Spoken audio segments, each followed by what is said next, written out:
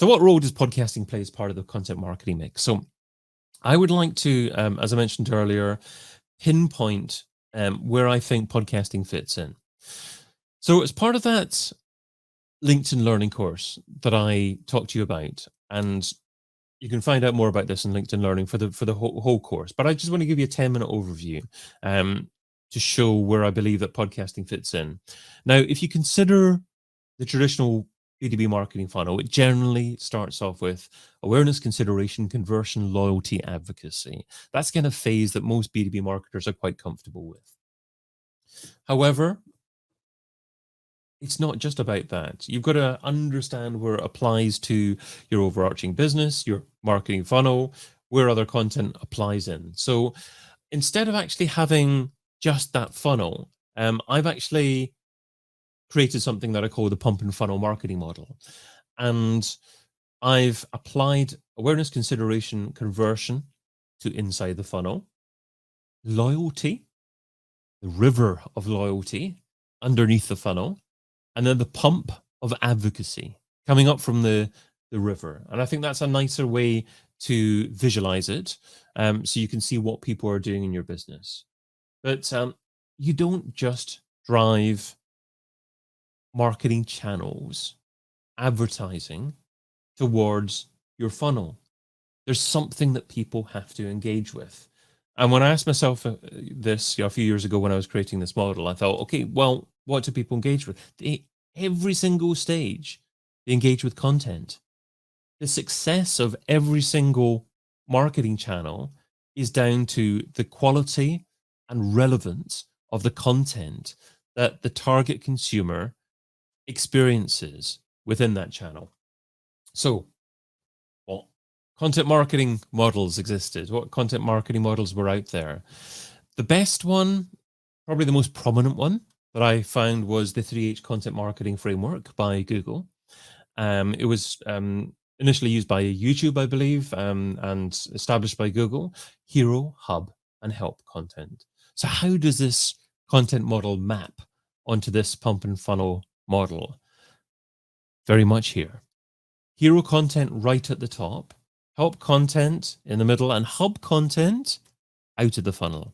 Let me explain a little bit further. So hero content is books, virtual summits, short films, the type of incredible pieces of content that get shared online and that people discover you through. It could even be a book. It's more common perhaps to be a virtual summit nowadays, or perhaps an incredible long form, high quality video on YouTube or something like that. So that's where they initiate that experience with your brand.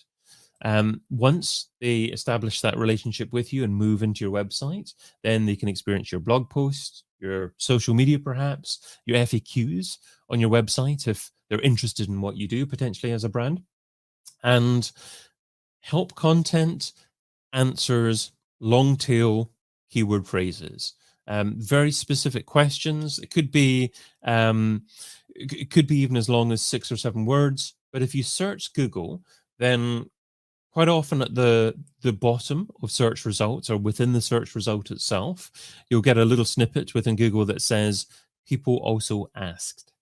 And you can have a look in that, and you can have some suggested keyword phrases and perhaps even questions. Those kind of questions are the questions that you should be answering in the help section, or on your website as help style content rather. Hub content. What is it and why is it out there? So hub content, that's where podcasting comes in. Could also be a YouTube channel, and it could also be a course as well. Why is it not in the funnel? Well, because people, when it's a long sales cycle, experience you initially through that hero content, perhaps explore a little bit more about what you do through your help content. But if they're not ready to buy, they go away. They don't click that purchase button. They go away from your site. So ideally, you want people to remember you. And you're not going to get them to remember you by constantly giving them sales information if they're not ready to buy for a year.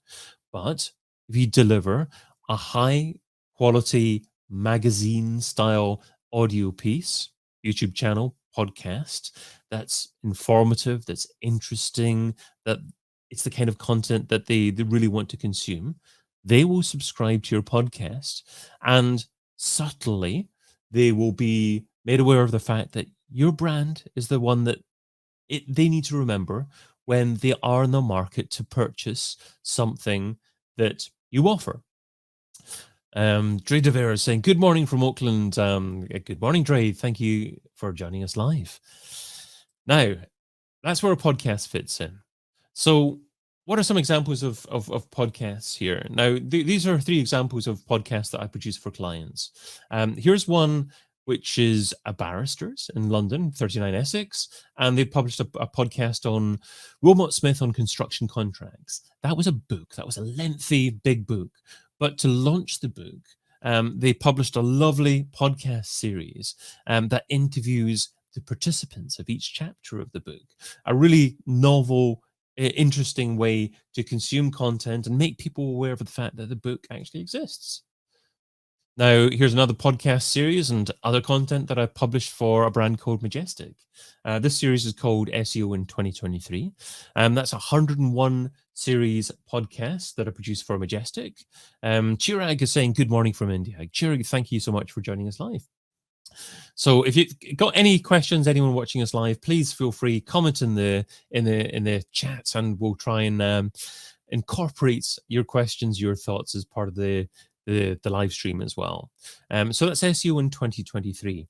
Now, what makes this approach particularly useful and relevant and impactful is the fact that we've published one episode every working day for 101 days. It's 101 episodes actually. Published it as a YouTube series, a podcast, and a book as well. So those are the 3 services that I offer, of course.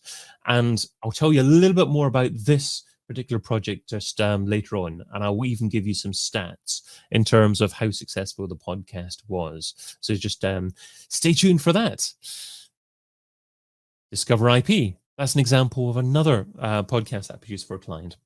So this is for an IP firm called Cartmiles and Ransford, and I think this is a wonderful use of podcasting as well. Discover IP. This is aimed at people looking to get into the IP profession as a career.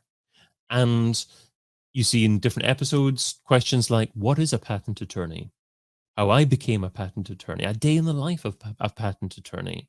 So wonderful topics for people to discover if they're thinking of becoming a patent attorney. And if you experience content like that and you're well qualified and perhaps have the opportunity of choosing between different IP firms, which IP firm do you think you'd go for? Would you go for the IP firm that has lots of incredible content about why you would want to work for them and why you should how you should start your career as a patent attorney? Or perhaps a firm that you're not too sure about the internal culture, you're not too sure about their thoughts on different matters?